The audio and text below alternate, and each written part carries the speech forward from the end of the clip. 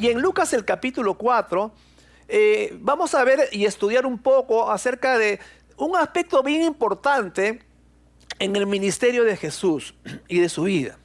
¿Ok? Jesús ya había predicado más o menos un año o año y medio en la región sur, donde está pues Judea, donde está el mismo Jerusalén, y se fue al norte, dice la palabra, a la región de Galilea. Ahí estuvo bastante tiempo también ministrando, predicando el evangelio de las buenas nuevas, enseñando a la gente, haciendo los milagros que lo caracterizaban, sanando a las personas y una serie de cosas que el Señor hacía que causaban que toda la gente pues se llene de admiración, de sorpresa y wow, decían, ¿quién es este? Y cómo hablaba y todas las cosas que decían. Y la fama de Jesús se había extendido pues ya por toda la nación de Israel. Y en este pasaje, mira lo que dice en Lucas 4:16, dice, vino a Nazaret donde se había criado. ¿Ok? O sea, luego de estar un año y medio, como les dije más o menos alrededor, en el sur, se fue a la parte norte, ¿ok? Donde está la región de Galilea, donde está el mar de Galilea, a la zona de Capernaum. Y luego dice la palabra que se fue a la región de Nazaret, donde se había criado. Ustedes saben, la misma Biblia dice de que el Señor Jesús nació en Belén, ¿recuerdan? Y luego Herodes, al enterarse de que pues le habían jugado una mala pasada a los magos, entonces dice la palabra que Herodes se levantó con furor para matar al niño Jesús. No pudo hacerlo, mataron a todos los niños menores de 2 años y se escaparon a Egipto, y hasta que no murió Herodes, dice la palabra, se quedaron allí. Luego, en visión, Dios le dijo a José, trae al niño porque los que querían hacerle daño ya han muerto. Y Jesús regresó con su familia, dice la palabra. Pero Dios le reveló nuevamente a José de que no se quede en ese lugar donde inicialmente había nacido Jesús, sino que se fuera a Nazaret. Por eso desde pequeñito Jesús se fue a Nazaret y por eso fue llamado Nazareno. ¿Ok? Para entender un poquito la historia y el contexto. Entonces Jesús, dice la palabra, regresó a la zona de Nazaret donde se había criado. ¿Ok? Y estaba ahí pues, imagínate llegar a tu barrio después de tanto tiempo, imagínate llegar a tu pueblo. Ahí estaban sus familiares, las personas que lo conocían, junto con José, o su padre adoptivo, junto con María, su madre. Allí estaban las personas que habían visto a Jesús desde pequeñito. ¿Ok? Versículo 16, entonces vino a Nazaret donde se había criado, y en el día de reposo, dice, entró en la sinagoga conforme a su costumbre y se levantó a leer. Según los historiadores, Nazaret era una ciudad pequeña. Se calcula que en ese tiempo más o menos habían unos 20,000 habitantes. Y Jesús estaba en la sinagoga donde él había frecuentado desde pequeño. Todas las caras resultaban familiares. Todos lo conocían a Jesús. Jesús conocía a todos los que estaban allí. Me imagino los vecinos con los cuales creció, los primos de repente, los tíos por aquí, los amigos del barrio. O sea, hasta este momento el ministerio de Jesús había sido bastante positivo.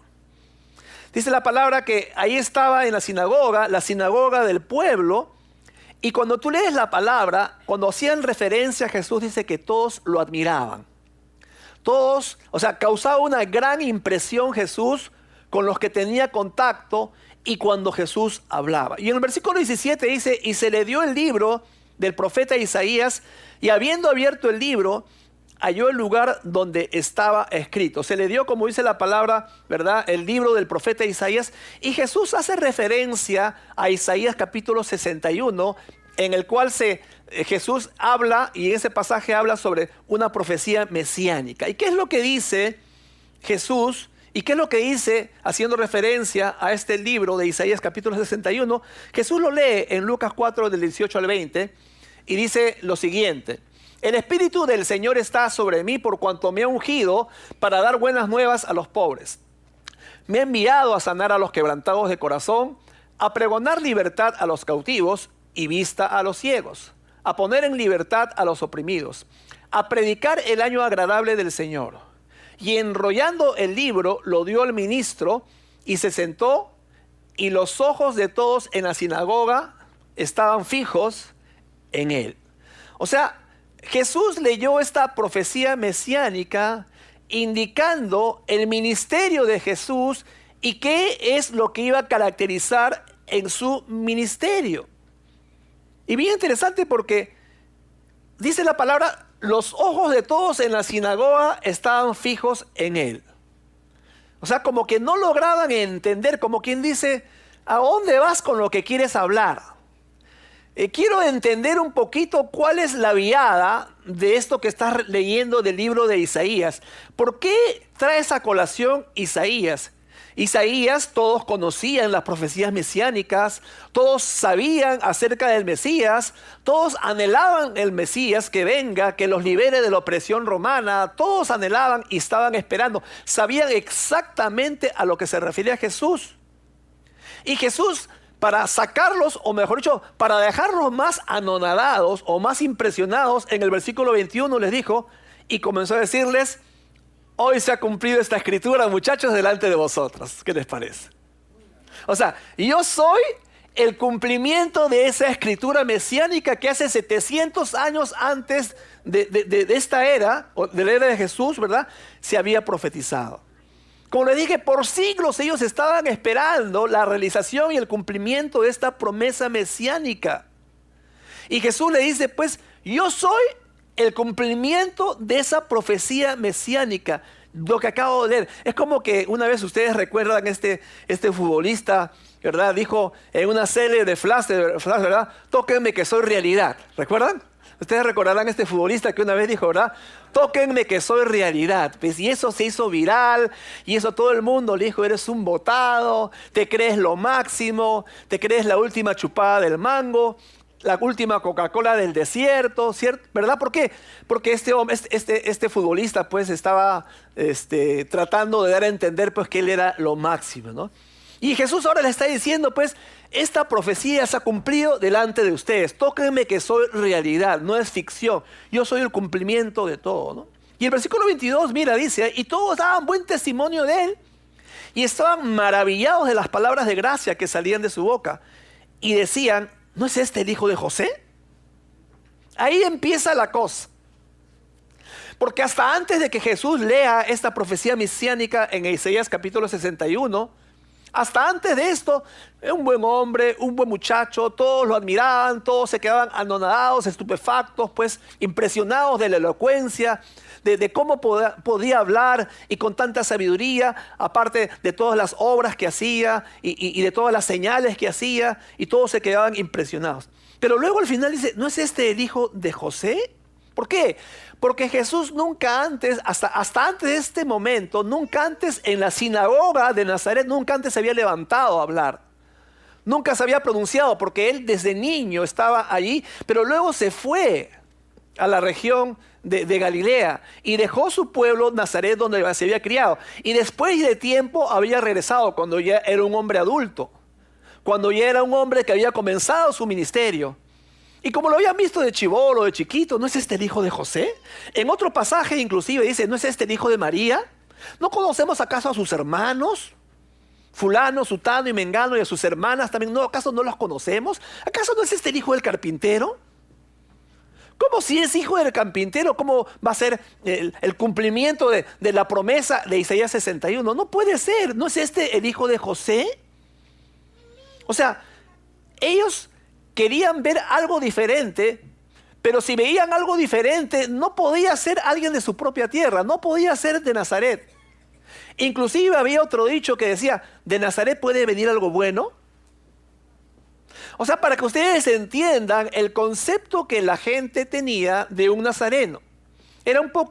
Los tenían un poco a menos, y ellos mismos se sentían un poco menos también, a diferencia de los otros poblados o las otras ciudades en Israel. La forma de hablar de Jesús era extraordinaria, su agudeza mental, la capacidad de poder razonar, de hacer entender a la gente, cautivaba realmente a todas las personas. Pero ¿saben qué? No aceptaban su palabra. Al punto, vamos a ir al final para luego ir al medio. Van a ver un ratito, dice, versículo 28 al 30, al oír estas cosas, todos en la sinagoga se llenaron de ira Y levantándose, mira, le echaron fuera de la ciudad y le llevaron hasta la cumbre del monte sobre el cual estaba edificada la ciudad de ellos. ¿Para qué? Para despeñarle. Mas él pasó por en medio de ellos y se fue. Imagínate, Jesús en su ciudad natal, el primer sermón que él tiene la capacidad de dar en su propio pueblo y en medio de la gente que lo conocía y que lo amaba, y en el primer sermón ocasionó en ellos el deseo de matarlo. ¿Te puedes imaginar? ¿Te puedes imaginar que en el primer sermón, imagínate en estos tiempos, qué es lo que tú tienes que decir a alguien que conlleve a alguien que quiera matarte? Que quiera que desaparezca de su vista? Porque en el primer sermón que Jesús tiene la oportunidad, o sea, uno diría en este tiempo, ¿no? Tú tienes que aprovechar, tienes que cautivar a tu audiencia, tienes que ganártela, tienes que caerles bien a las personas. Uno dice en este tiempo eso, ¿cierto? Aún dentro de las iglesias muchas veces uno tiene esa tendencia.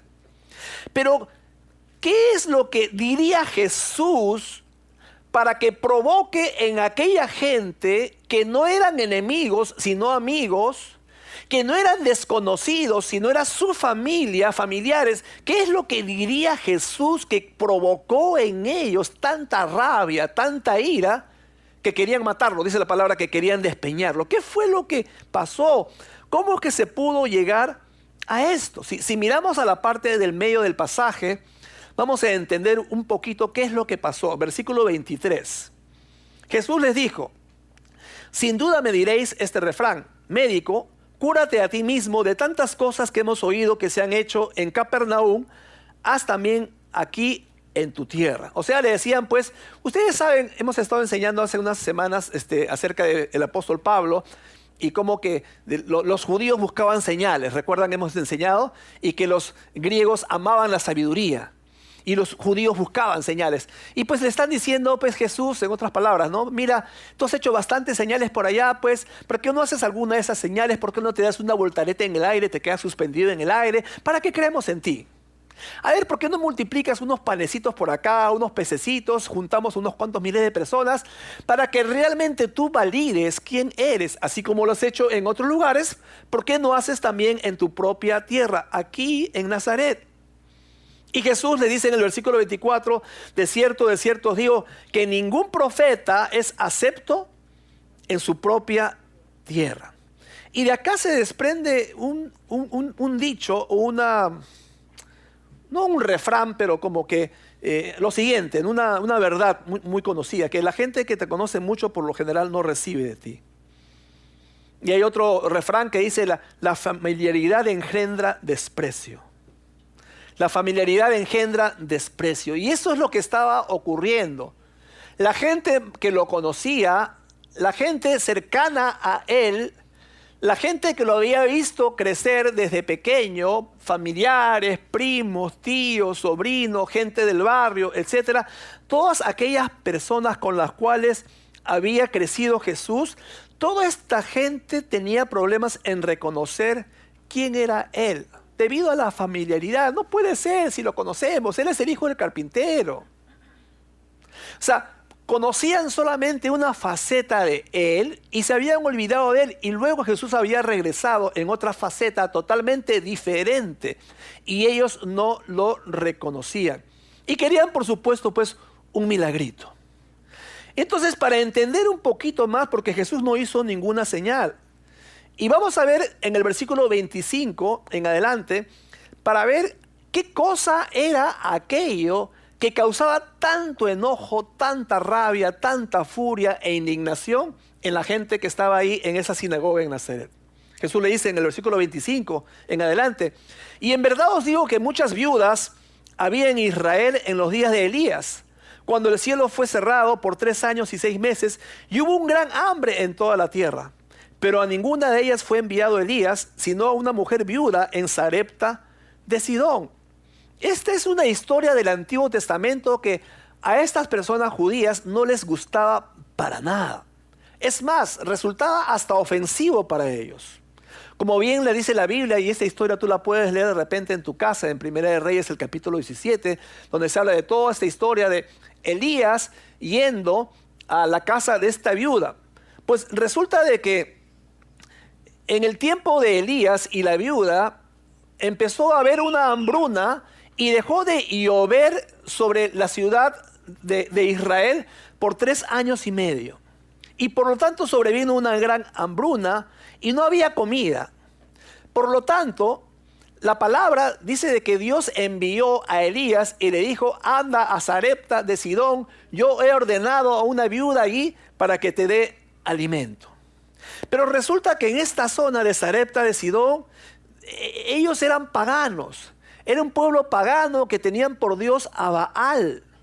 Y la pregunta que uno se hace es: ¿por qué Dios mandaría a Elías fuera de la tierra de la promesa para llevarlo a una tierra pagana adorando a dioses paganos? Pero resulta, cuando tú lees la historia, que esta era una viuda penitente que creía en Jehová, el Dios de Israel, en el Dios verdadero. Por lo tanto, Dios envió a su profeta a ella, a pesar de que era gentil. Entonces, este hombre Elías fue donde ella, y a pesar de la sequía, esta mujer creía que algo iba a ocurrir. Ella pensaba que se iba a morir. De verdad, cuando tú lees la historia, ella pensaba que se iba a morir. Luego viene el profeta y le dice: dame de comer, porque ella estaba preparando su última tortita para comer ella, para que coma su hijo y luego ya dejarse morir, según la palabra. Y luego viene el profeta y le dice: dame de comer de esa torta que vas a preparar. Primero a mí hazme una porción y luego preparas para ti y para tu hijo. Ahora, a simple vista, si tú escuchas esto: hazme primero a mí, ¿tú qué concluirías? ¿Tú qué dirías? Oye, qué viejonazo, ¿no? En vez de dar preferencia a un niño y una viuda, tú vienes a comer primero. ¿Cómo es eso? Uno diría, ¿cierto? Porque el profeta está diciendo: hazme primero a mí. Ahora uno diría: qué egoísta. El profeta hablaba de parte de Dios. Era el representante de Dios dentro en la tierra. Y ahí estaba esta mujer viuda, esta mujer pobre. Las viudas en aquel entonces, eran olvidadas, eran segregadas. Te habrás quedado viuda porque has pecado, porque has hecho algo indebido y Dios te ha mandado una maldición. Por lo tanto, una mujer viuda en ese entonces, pues, si no mendigaba, tenía que prostituirse. Por lo tanto, era muy difícil ser viuda en ese entonces. Y ahí viene Elías y le dice: hazme, pero a mí primero. Entonces ahí está la disyuntiva. La viuda diría: preparo mi última comida y me muero junto con mi hijo, o le doy al profeta y confío en la palabra de Dios que ha hablado por parte de él. ¿Tú qué harías? ¿Comerías tu última comida y dejarte morir, o confiarías en la palabra de Dios? Amén, en la palabra de Dios. Pero en ese momento, teniendo tu última comida y no teniendo chance de comer más, ¿qué harías tú en ese momento? Hermano, y es una pregunta bien importante, porque aún hay gente cristiana que se aferra a lo poco o a lo mucho que tienen. Y al aferrarse a eso que tú tienes, estás imposibilitando que Dios obre en la circunstancia que estás pasando. Por eso, cuando hablamos de darle a Dios nuestros diezmos, nuestras ofrendas, tú dices: pero si doy me va a faltar. ¿Y tú piensas que la viuda no estaba pasando algo diferente? ¿Tú piensas acaso que la viuda le sobraba? Por el contrario, su necesidad estaba a tal punto entre la vida y la muerte, pero ella decidió confiar en el Señor, poner su esperanza en el Dios de Israel, hermanos. ¿Qué haces cuando pasas por una crisis? ¿Qué haces cuando tus finanzas no te alcanzan supuestamente? Y no obstante eso, tú puedes decir: darle a Dios o no darle a Dios, diezmar o no diezmar, darle lo que es de Dios y reconocer quién es Él en tu vida, o simplemente confiar en lo poco supuestamente que tienes. Esta viuda decidió confiar en la palabra de Dios, y debido a que le creyó a Dios, Dios le mostró misericordia. Y la palabra dice que nunca le faltó comida a esta mujer. La harina nunca escaseó. el aceite nunca menguó durante los 3 años y medio de la sequía. ¿Por qué? Porque ella puso su confianza en el Dios de Israel. Como tú y yo también tenemos que ponerla, hermanos. Pero esta historia enfureció a los judíos. O sea, ellos dirían, ¿cómo es posible que Dios dejara de lado a tantas viudas judías que obedecen la ley, que eran religiosas? ¿Cómo es posible que Dios bendijera a una despreciable, gentil y viuda en tierra pagana? Mientras al mismo tiempo ignorar a tantas judías viudas devotas que hay en nuestra nación de Israel y que se apegan a la ley. ¿Se acuerdan las semanas anteriores que hemos estado enseñando? En 1 Corintios 1, 27 al 29 dice, sino que lo necio del mundo escogió Dios para avergonzar a los sabios. Y lo débil del mundo escogió Dios para avergonzar a los fuertes. Y lo vil del mundo y lo menospreciado escogió Dios, y lo que no es para avergonzar lo que es, a fin de que nadie se jacte en su presencia. Y esta mujer había sido escogida por Dios. Y aunque era vil ante los ojos de los demás, y aunque era despreciable ante los ojos de demás, y aunque habitaba en tierra pagana y ellos no les gustaba, a los judíos no les gustaba, y aunque en toda esa tierra adoraban a un dios pagano, Baal, y ellos odiaban todo lo que esa tierra hacía, pero esta era una mujer devota. Ella se diferenciaba. Ella no era igual que todas las demás personas. Ella tenía por Dios al Dios de Israel. Amén.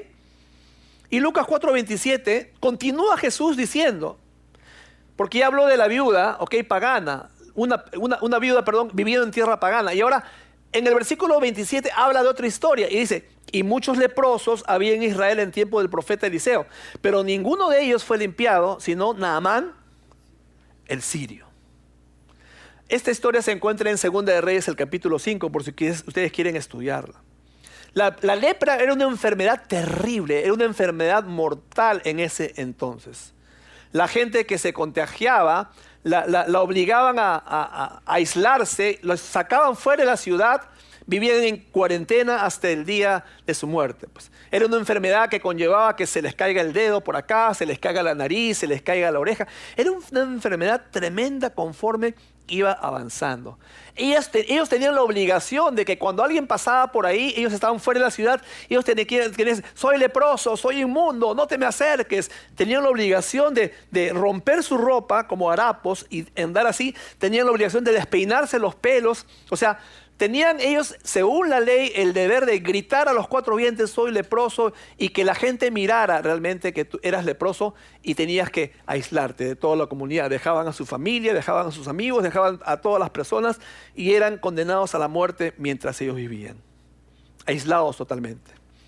Y Jesús dice que en el tiempo del profeta Eliseo había muchos leprosos en Israel, pero ninguno fue sanado, sino fue sanado Naamán, el sirio.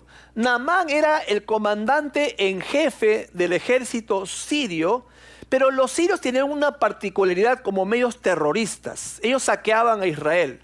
Ellos cruzaban la frontera, mataban a los soldados, saqueaban toda la ciudad y en su paso mientras regresaban, violaban a las mujeres y se las llevaban cautivas como concubinas o como esclavas. Y Naamán era el jefe de todos ellos. Y adicional a esto, era gentil. Y adicional a esto, era leproso. Entonces, para los ojos de los judíos, para los oídos de ellos, esta historia que estaba contando Jesús era totalmente indignante. Ya nos contaste acerca de una mujer viuda en un pueblo pagano que Dios prefirió a ella que a nuestras viudas en Israel. Ahora estás hablando de un leproso que ha venido a saquear nuestras tierras por años, que ha venido a violar a nuestras mujeres, de llevarlas cautivas, de hacerlas concubinas, de hacerlas esclavas. No entiendo, Jesús, ¿a dónde vas con esto? Naamán dice la palabra que le creyó a la palabra del profeta Eliseo, porque lo convencieron de que el profeta le dijo, zambúllete 7 veces en el río Jordán.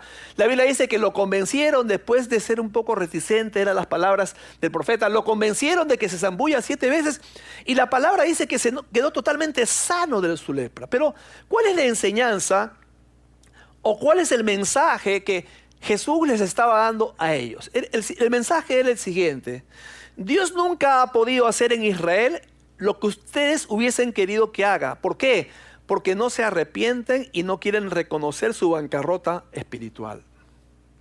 Y Jesús les estaba dando a entender también lo siguiente: tuvo que buscar a una viuda gentil y creyente en medio de gente que adora a Baal. Tuvo que ir a buscar a un enemigo de Israel, un terrorista pagano y leproso llamado Naamán, con un corazón creyente. O sea, les estaba diciendo, Dios los ha pasado por alto a ustedes, por su incredulidad, por la dureza del corazón de ustedes. Y ha tenido que buscar en tierras paganas y gentiles a personas que lo buscan y que quieren hacer de Jehová el Dios de sus propias vidas. Y ellos pues estaban totalmente indignados. Esto es algo intolerable. O sea, Dios pasa por alto a nuestras viudas, Dios pasa por alto a la gente leprosa de nuestra nación. Y ahora está diciendo este hombre que también nos va a pasar por alto a nosotros. No es posible. Para ellos era totalmente intolerable. Porque Jesús dijo, ¿recuerdan al comienzo que leímos? Pues el Espíritu del Señor me ha ungido para dar buenas nuevas a los pobres, a los quebrantados de corazón, a los cautivos, a los ciegos y a los oprimidos. O sea, en otras palabras, el Señor les estaba dando a entender, a menos que tú te veas a ti mismo como un pobre, como un ciego, como un oprimido, como un cautivo, a menos que tú no te veas así, estas palabras no es para tu vida. O sea, el Señor les está dando a entender la urgencia. Yo he venido, el Mesías ha venido solamente para aquellos que se sienten pobres espiritualmente, para aquellos que están cautivos, para aquellos que están oprimidos. Entonces este era el mensaje que el Señor les estaba dando, pero ellos se sentían ofendidos. ¿Saben por qué? Porque ellos no se consideraban pobres espiritualmente, sino ricos espiritualmente. Creían que sabían mucho, creían que conocían demasiado. Ellos eran los devotos, los fieles, los que iban a la sinagoga siempre. Ellos cumplían todas las ceremonias de la ley. Ellos, según su propio estándar, eran intachables. Guardaban el sábado. Ellos no eran prisioneros, ellos eran libres. Ellos no eran ciegos porque ellos creían que veían. Ellos no eran oprimidos, ellos no llevaban culpa, se sentían libres de todo peso y de toda carga. Y por esta razón el Señor les estaba diciendo, ustedes son exactamente iguales a la gente que en los tiempos de Elías y de Eliseo. O sea, ustedes son justos a sus propios ojos. Y mientras ustedes se crean justos a sus propios ojos, ustedes no pueden conocer la salvación. Porque la premisa de la salvación consiste, ¿sabes en qué? En que tú reconozcas que necesitas a Dios. La premisa de la salvación consiste en que tú te des cuenta que sin Dios estás perdido. Y como consecuencia de que estás perdido o perdida, la consecuencia de tu pecado te hace merecedor de la muerte eterna. Esto es lo que el Señor les estaba diciendo. Acá no importa de dónde sean las personas. No importa si son de Israel. No importa si son de Siria. No importa si en la nación hay toda gente pagana que adoran a dioses paganos. Lo que importa es que yo he venido a buscar también a esas personas, porque dentro de todo ese pueblo pagano hay gente que va a conocerme. Y esa es la realidad del evangelio, hermanos, aún el día de hoy. Dios solamente puede hacer ricos a la gente pobre. Espiritualmente hablando estamos. Solamente Dios puede dar la vista a aquellos que están ciegos y que no pueden ver. Que creen que ven pero no pueden ver, pero que reconocen, Señor, ábreme la vista de mis ojos. Solamente Dios es el que puede abrir la cárcel del pecado y darlos libres. Por eso dice la palabra, si el Hijo os libertare, seréis verdaderamente libres. ¿Libres de qué? Del pecado. ¿Amén? Y eso es lo que ellos no entendían. O sea, lo que importa, hermanos, es que la persona vea su bancarrota espiritual y venga a Cristo, porque reconoce que no tiene alternativa sin Él. Y eso es lo que todos nosotros una vez hemos hecho. Estos judíos escucharon el mensaje de Jesús, se enardecieron tremendamente y trataron de lanzarlo por una peña. A pesar de que los había visto crecer. Y a pesar que esta gente era al mismo tiempo también su familia, sus amigos y todos sus conocidos desde que él era pequeño. Pero ¿saben qué? Jesús fue muy frontal en su palabra. Jesús fue muy directo en su mensaje, en su enseñanza, como tú y yo también tenemos que serlo. El apóstol Pablo fue muy frontal, fue muy directo.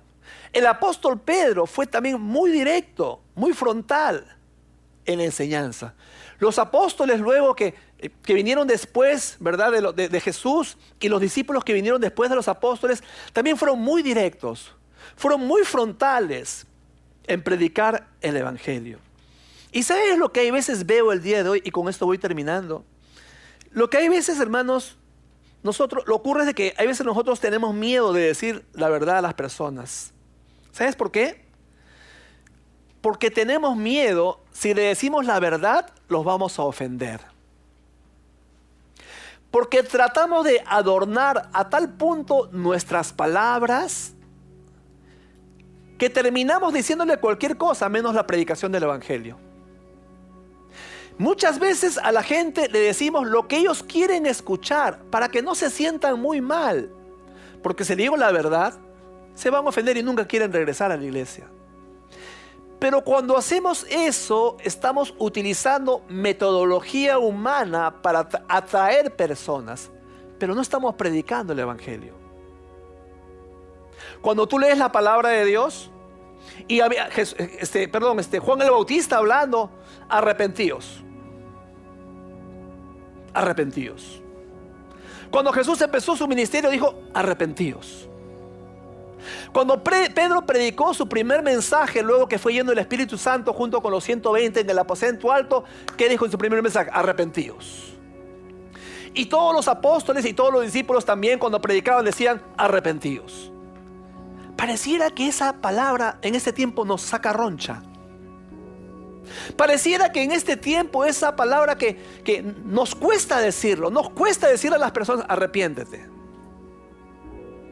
Pero hermanos, con esto termino. La enseñanza de Dios para el día de hoy es lo mismo que cuando Jesús comenzó su ministerio. Y antes, aún en la época de Elías, de Eliseo, de los grandes profetas, y aún hasta el día de hoy, es la misma palabra hasta que Cristo venga. Arrepentíos. Porque para ser salvos, la condición puesta en la palabra de Dios, y cuando Jesús y todas las personas que luego enseñaron, dijeron, la condición que pusieron fue el arrepentimiento. ¿Es atractivo el evangelio? Si yo trato de cuidar mis palabras para adornarlas y por ahí salpicarte un poquito de verdad de la palabra, entonces de repente va a sonar atractivo. ¡Ay, qué chévere acá! Cantan canciones espectaculares. El ambiente es extraordinario. Te predica un lindo sermón. ¡Ay, te vas al cielo también! ¿Eso es evangelio? ¿Esas son las buenas nuevas? ¿Eso fue lo que predicó Jesús? Yo digo, ¿dónde está la palabra arrepentimiento? ¿Quedó de lado? ¿No es necesario el arrepentimiento? Vamos a hacer algo en ese momento. Les pido que por favor se pongan de pie.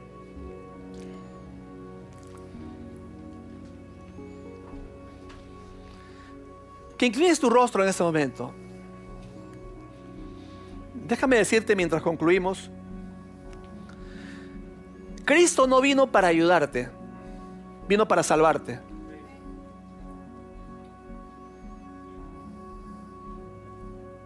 Aunque puede ayudarte, pero no vino para ayudarte, vino para salvarte. Cristo no vino para ser tu amigo, sino para ser tu Salvador y tu Señor. Aunque puede ser tu amigo. Pero ¿me entienden? Hemos cambiado lo central de la razón por la cual vino Jesús, y más bien lo central lo hemos puesto como nexo. Y ahora lo central decimos, ven para que Jesús te ayude en tus problemas. Ven para que Jesús sea tu amigo. Eso no es lo central, eso es lo nexo. Lo central es, ven a Cristo para que seas salvo. Pero para que seas salvo tienes que arrepentirte. Tú dirás, pastor, habla usted de arrepentimiento, pero ¿qué es arrepentimiento? Arrepentimiento significa girar 180 grados en la dirección que estabas yendo. Yo me estaba yendo para este lado, me doy media vuelta y me voy en sentido totalmente opuesto de lo que yo estaba yendo. Eso es arrepentimiento. Arrepentimiento es reconocer que yo no puedo. Por eso te necesito, Señor. Ayúdame, dame fuerzas para cambiar. Te recibo en mi corazón, te abro mi corazón como mi Salvador, como mi Señor. Sin ti estoy perdido, Señor. Esta gente judía que había visto a Jesús desde pequeño tenía el corazón tan endurecido. No podían ver quién era Jesús, ni la obra que Él había hecho. No podían ver que detrás de ese hombre que lo habían visto desde pequeño crecer, que había crecido en el barrio, esta gente que eran familiares, amigos, que habían visto a Jesús desde pequeño, no podían reconocer que delante de ellos estaba el Salvador del mundo, el Mesías prometido. No podían verlo. Y no podían verlo, ¿sabes por qué? Porque estaban ciegos espiritualmente. Porque estaban encadenados, porque estaban en la cárcel, porque eran pobres, porque eran oprimidos. Y esa es la misma realidad el día de hoy de las personas. No pueden ver al Señor. No pueden conocerlo. Porque están ciegos espiritualmente. Porque están pobres espiritualmente. Porque están oprimidos, porque están en medio de la cárcel, una cárcel espiritual, encadenados al pecado y a merced del diablo. Y a menos que abran su corazón y que vengan a Él y que le digan, Señor, me arrepiento, ven a mi corazón, cámbiame, a menos que hagan eso, van a seguir igual. Vamos a orar en esta mañana, por favor.